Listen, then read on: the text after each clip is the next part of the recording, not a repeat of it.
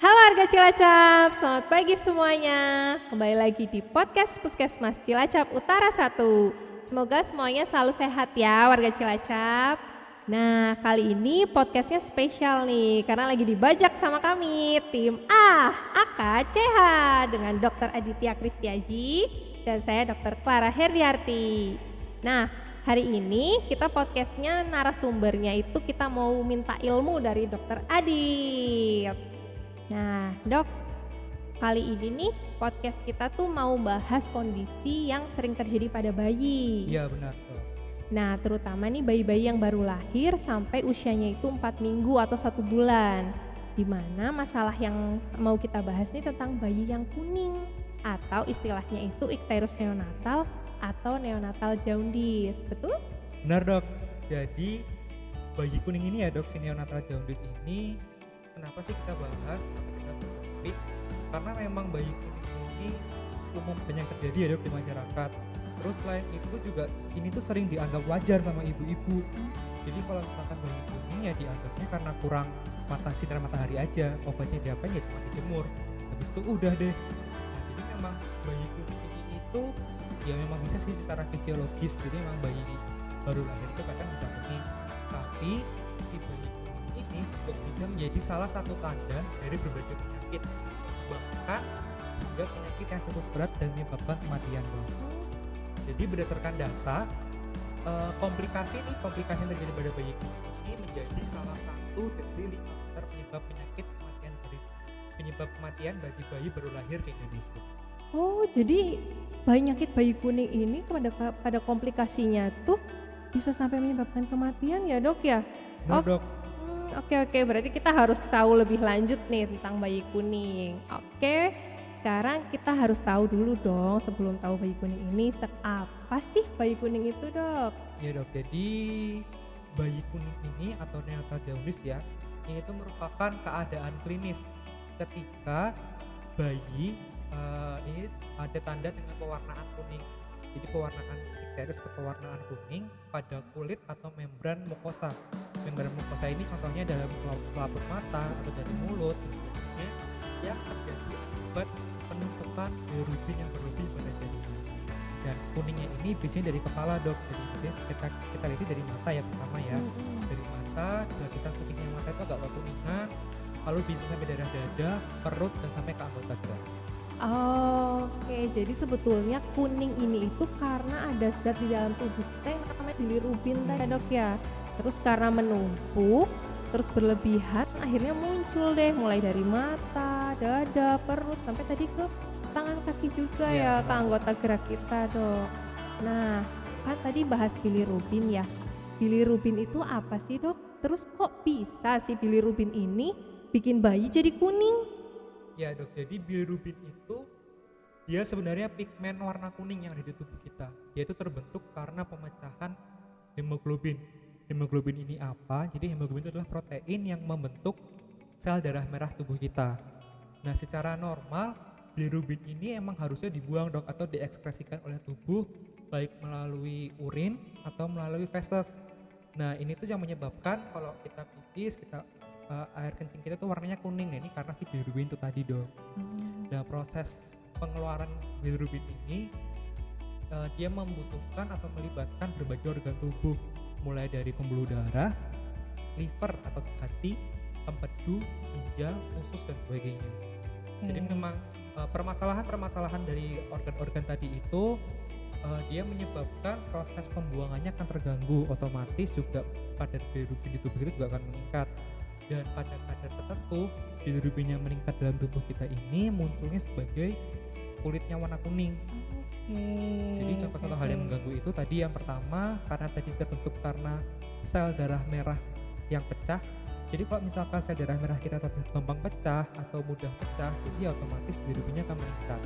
Lalu yang kedua juga misal ada permasalahan pada liver, pada hati, pada empedu, pada ginjal, itu akan mengganggu proses pembuangannya. Efeknya jadi juga tertumpuk di tubuh kita. Oke, jadi si bilirubin ini itu yang bikin warna jadi kuning. Nah, normalnya itu yang dibikin warna kuning itu urin kita ya, pipis kita ya, Dok ya.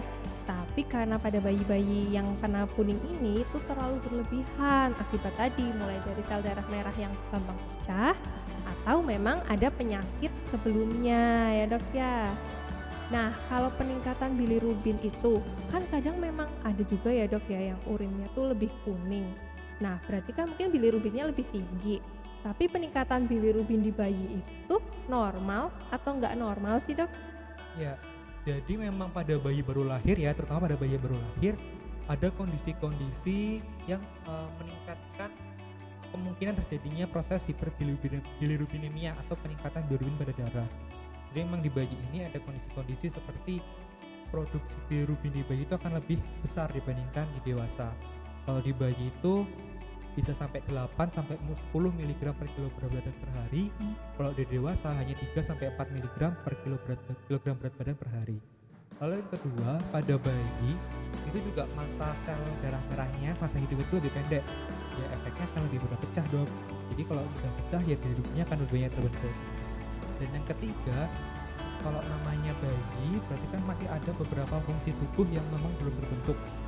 Jadi kadang-kadang fungsi ketidakmampuan ini membuat proses ekskresi bilirubin atau proses pengeluaran bilirubin di masalah.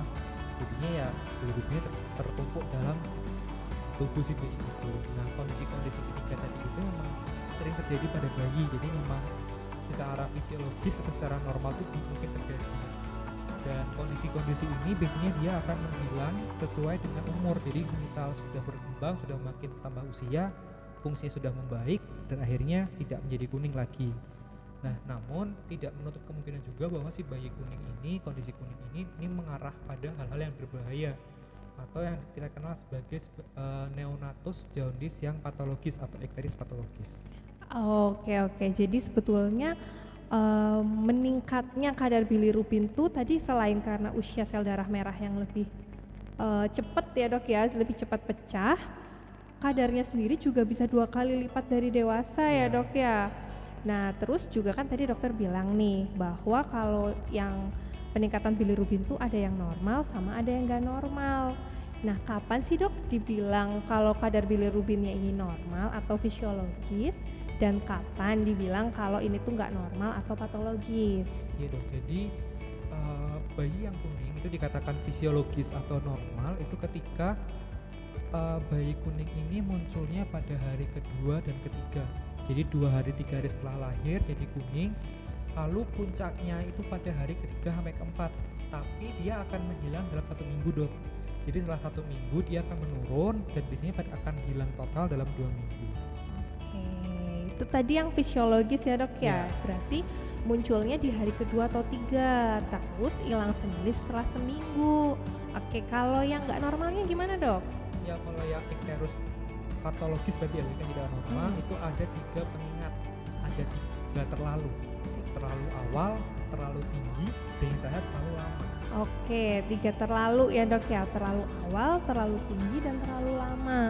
Kalau terlalu awal gimana nih dok? Ya kalau yang terlalu awal itu jadi bayi kuningnya itu muncul kurang dari 24 jam dok. Jadi kan kalau yang normal dia 2 hari baru muncul. Nah ini dia kalau kuningnya kurang dari 1 hari sudah muncul berarti dia mengarah ke yang patologis. Oke, kalau yang terlalu tinggi? Ya, jadi kalau yang terlalu tinggi ini biasanya diukur pakai hasil laboratorium ya dok ya, karena kadar bilirubin yang terlalu tinggi itu diukur dari laboratorium. Tapi selain itu kita bisa lihat dari klinisnya, maksudnya kita bisa lihat dari bayinya itu sendiri. Kalau misalkan kuningnya sudah di seluruh tubuh, itu biasanya mengarah pada kadar bilirubin yang sudah cukup tinggi. Jadi kita harus sudah waspada apakah si kuningnya ini mengarah ke proses yang berbahaya atau tidak. Oke, nah kalau yang ketiga nih terlalu lama dok, maksudnya terlalu lama nih berarti berapa lama? Kalau yang terlalu lama ini, jadi kan tadi kalau di yang fisiologis ya dok ya, bayi kuning ini dia akan mulai tidak kuning lagi, maksudnya mulai berkurang kuningnya setelah 7 hari, lalu 2 minggu sudah hilang. Nah kalau yang patologis dia kuning ini bertahan hingga 10 hingga 14 hari dok, jadi 2 minggu itu masih tetap. Oke dok, berarti tadi kalau misalnya saya bisa bilang ya dok ya, kalau muncul kuningnya itu begitu lahir kuning itu juga nggak benar ya dok ya. Terus kuningnya juga lebih dari seminggu itu juga nggak benar. Dan itu juga bisa nanti dikonfirmasi dengan hasil lab, dari hasil laboratorium ya dok Iya, ya. benar. Oke. Ya, jadi selain itu dok, kalau misal kita juga perlu mewaspadai kalau misalkan bayi-bayi kuning ini disertai dengan gejala lainnya. Misal yang pertama ada tanda penyumbatan saluran empedu. Tandanya itu dengan BAB-nya bayi, kita lihat dari pampersnya gitu ya dok ya, warnanya keabuan kayak dempul. Lalu yang kedua pipisnya, urinnya jadi warnanya seperti teh. Nah yang kedua juga kita harus melihat apakah ada tanda penyerta berupa tanda toksisitas bilirubin. Ini apa sih maksudnya? Jadi kalau kadar bilirubinnya di pembuluh darah kita terlalu tinggi, akhirnya dia bisa menembus ke otak. Nah kalau sudah sampai otak berarti ada gangguan-gangguan yang berhubungan dengan syaraf. Misal jadi bayinya tampak lemas, kejang, bahkan sampai kaku atau mungkin sampai penurunan kesadaran. Oke. Nah yang ketiga itu bisa juga kita lihat dari pipis atau BAB-nya dok. Kalau misalkan itu kok terlihat berkurang daripada biasanya atau mungkin juga disertai dengan demam, kita juga perlu mewaspadai kemungkinan penyebab patologis lain. Oke, jadi selain tadi 3 terlalu yang perlu diwaspadai juga kalau ada gejala-gejala tadi ya dok ya. Kalau urinnya warnanya kayak teh, kalau BAB justru kayak dempul putih abu-abu gitu ya dok ya. Sama kalau misalnya ada demam atau bahkan sampai ada gangguan kesadaran ya dok ya. Oke, nah dok, dengar-dengar nih katanya ASI itu kan bisa bikin bayi kuning. Nah menurut pendapat dokter sendiri, gimana sih ASI terhadap bayi kuning itu? Ya dok, jadi sebenarnya dalam dunia medis itu ada dua kondisi bayi kuning yang berkaitan dengan ASI. Jadi yang satu namanya breastfeeding jaundice yang mengarah pada bayi kuning yang karena kurang ASI, jadi minum ASInya kurang. Biasanya ini pada bayi-bayi yang pada minggu-minggu awal lahir kan kadang-kadang minggu awal Masih ibu belum bisa susah ya. masa ASI-nya belum bisa Iya. maksimal. Nah yang kedua ada namanya breast milk jaundice, jadi memang ini bayi kuning yang diperkirakan penyebabnya karena ada kandungan dari ASI yang bikin kuning. Nah Oke. tapi kedua kondisi ini itu tidak menjadi sebagai indikasi kalau misalkan kita nggak boleh ngasih ASI. Justru malah tetap harus diberikan ASI karena memang keuntungan pemberian ASI ini akan lebih tinggi dibandingkan resiko terjadi ke bayi kuning tadi itu. Resikonya lebih rendah dibandingkan terkena hiperbilirubinemia. Jadi memang kita harus memberikan, walaupun kondisi tadi itu, walaupun memang kadang ada kandungan dari ASI yang menyebabkan kuning, tapi bukan berarti ibu harus menghentikan penggunaan ASI eksklusif. Oke, nah jadi gitu ya ibu-ibu, ASI itu memang bisa bikin bayi kuning karena memang ada beberapa kondisi yang mendukungnya, tapi tetap ASI itu yang terbaik buat bayi kita. Jadi semua para ibu-ibu semangat untuk memberi ASI pada bayi-bayinya ya dok ya. Benar dok. Nah kan tadi kita udah bahas tentang penyakitnya ya dok ya, sekarang kita ke yang terkenanya nih, bayi-bayinya. Ada nggak sih bayi-bayi yang lebih berisiko buat kena si bayi kuning atau neonatal jaundice ini? Ya, ada beberapa sih dok yang lebih beresiko ya, jadi orang yang lebih beresiko terkena bayi kuning. Pertama mungkin bayinya lahir prematur dok, atau bayinya lahirnya kurang bulan ya. Oh iya iya iya. Nah kalau bayinya kurang bulan, otomatis kan fungsi-fungsi organ di bayinya belum berfungsi secara maksimal. Betul. Jadi dia kadang ya tadi dia menyebabkan proses pemecahan bilirubin terganggu dan proses pengeluarannya juga terganggu. Lalu yang kedua ada gangguan ketika lahir. Ini misal ada trauma lahir, lalu mungkin bayinya asfiksi. Asfiksi itu mungkin bayinya nggak nangis waktu habis lahir, jadi nggak langsung nangis atau bahkan kulitnya kebiruan. Oke. Lalu yang ketiga dari riwayat dari keluarga. Misalkan tadi kan ada beberapa organ yang berhubungan dengan pengeluaran bilirubin ya dok ya. Jadi Iya. kalau misalkan ada riwayat dari keluarga yang mengarah pada gangguan di hati atau gangguan di liver, gangguan di ginjal atau punya riwayat kuning sebelumnya, itu juga bisa meningkatkan resiko dok. Terus di waktu masa kehamilan, misal si ibu sakit, ada riwayat sakit ketika kehamilan, lalu ada obat-obatan rutin yang dikonsumsi ibu, itu juga kadang-kadang bisa mempengaruhi meningkatkan resiko bayi kuning. Oke, jadi yang beresikonya nih mulai dari tadi keturunan ya dok ya, terus pas bayinya di dalam kandungan, itu biasanya tuh karena golongan darahnya yang anak yang nggak cocok sama si Ya, itu juga ibunya. terakhir itu dok. Jadi ada inkompatibilitas atau ketidaksesuaian golongan darah. Jadi misal ibu dengan golongan darah O, lalu anaknya golongan darahnya A atau B, lalu juga mungkin ibunya resusnya negatif dan anaknya positif, itu akan dasar darahnya si anak mudah pecah. Efeknya jadi bisa mungkin tadi kan sudah dibahas ya dari proses bilirubin itu, kalau darahnya mudah pecah, bilirubinnya akan makin banyak di tubuh. Oke, berarti itu tadi ya dok ya, mulai dari riwayat keluarga, terus masa kehamilan, terus pas lahirnya, sama dari usia yang prematur itu yang lebih beresiko.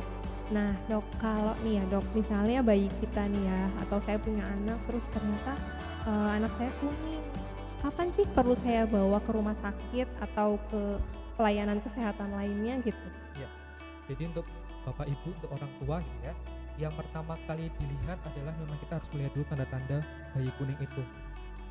Yang seperti sudah saya sampaikan, kuning tadi itu kita bisa awalnya itu paling gampang dilihat dari mata. Jadi lapisan mata kita yang warnanya putih itu kalau di bayi kuning dia kadang-kadang jadi warna kuning.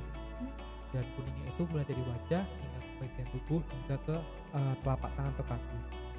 Nah, untuk kapan dibawa ke Vaskes ya dok ya, kapan dibawa ke pelayanan kesehatan, jadi memang seluruh bayi kuning itu sebisa mungkin harus dibawa langsung ke Vaskes terdekat, dan ke puskesmas juga bisa salah satunya. Ini untuk observasi lebih lanjut, terutama nih yang harus segera dibawa itu kalau misalkan kondisi kuningnya mengarah ke kondisi kuning yang patologis yang tidak terlalu tadi. Oh iya, oke oke. Berarti gitu, berarti tadi ya dok ya, kalau misalnya yang lebih kapan kita perlu ke pelayanan kesehatan itu kalau misalnya memang bayi kita kelihatan kuning, bahkan kalaupun cuma sekadar matanya yang kelihatan kuning juga udah harus dibawa ya dok Sebisa ya. mungkin itu, biar kita Oke. observasi lebih lanjut. Oke, jadi gitu ya. Kalau misalnya nanti bayinya ternyata kuning, bahkan cuma kalau matanya kelihatan kuning harus segera dibawa ke rumah sakit, harus segera dibawa ke pelayanan kesehatan terdekat. Nah, sebelum dibawa ke rumah sakit atau puskesmas nih ya dok ya, ada nggak sih hal yang bisa kita lakuin sendiri untuk nanganin si bayi kuning ini?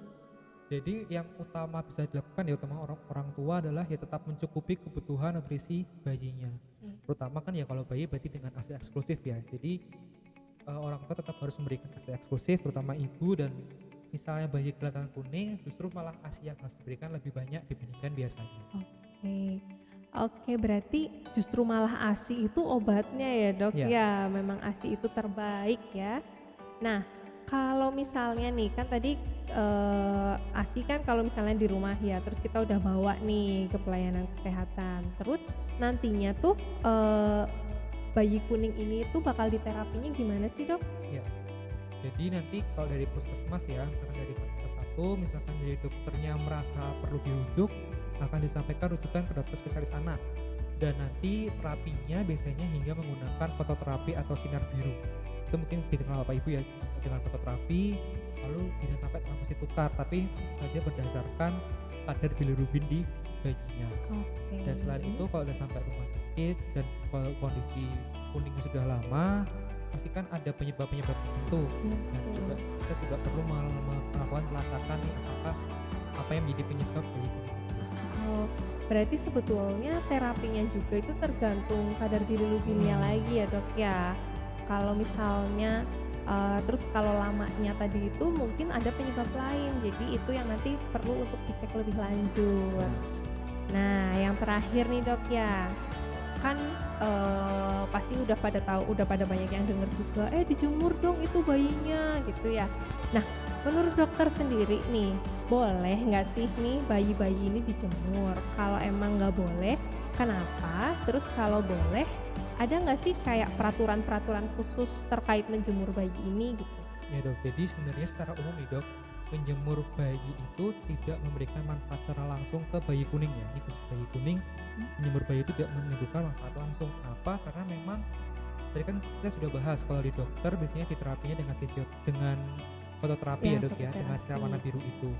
Nah kalau misalkan pakai matahari karena menjemur kan kita tidak bisa memilih nih, mau milih sinar birunya aja gitu kan nggak bisa ya dok ya. Terus itu panjang gelombangnya juga kita tidak bisa menentukan secara pasti. Dan selain itu juga dengan matahari, dengan pemanasan global saat ini dok, eh, paparan sinar UV dari matahari itu juga bisa mengganggu kulit dari si bayi itu sendiri. Dia bisa merusak pertahanan kulit dan parah hingga terjadi kanker. Gitu. Tapi memberikan menjemur pada bayi ini, dia juga sebenarnya ada manfaatnya dok. Bisa dia kan memberikan matahari ya, sama menjemur, jadi memberikan kehangatan, lalu juga menjadikan tangan bayi biar haus, karena kan tadi obatnya ASI ya dok ya. Iya betul. Nah selain itu memang sinar matahari ini berperan dalam menumbuhkan vitamin D.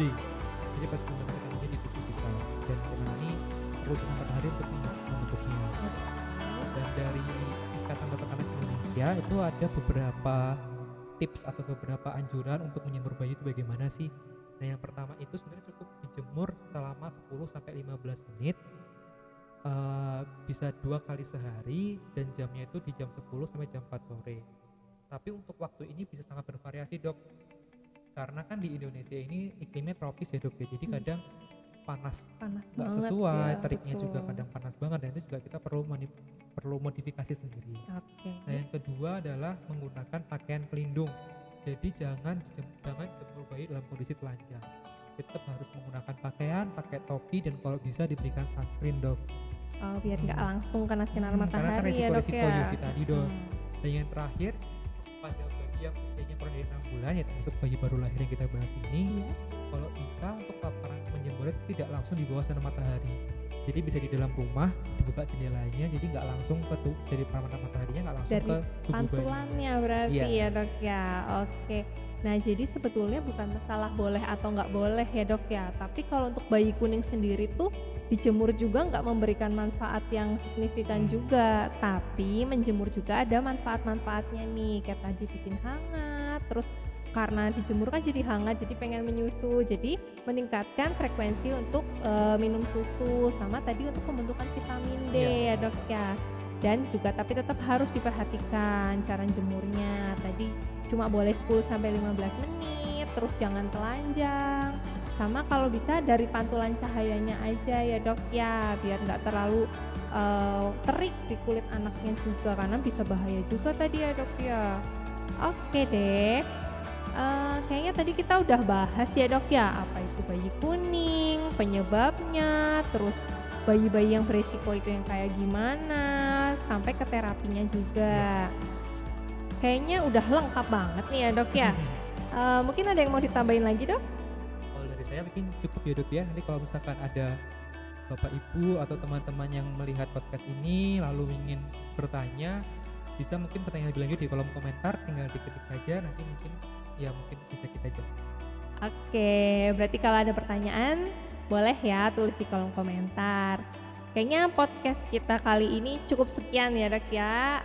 Oke, sekarang kalau misalnya kalian suka, jangan lupa untuk subscribe podcast Puskesmas Cilacap Utara 1. Selamat siang semuanya. Selamat siang.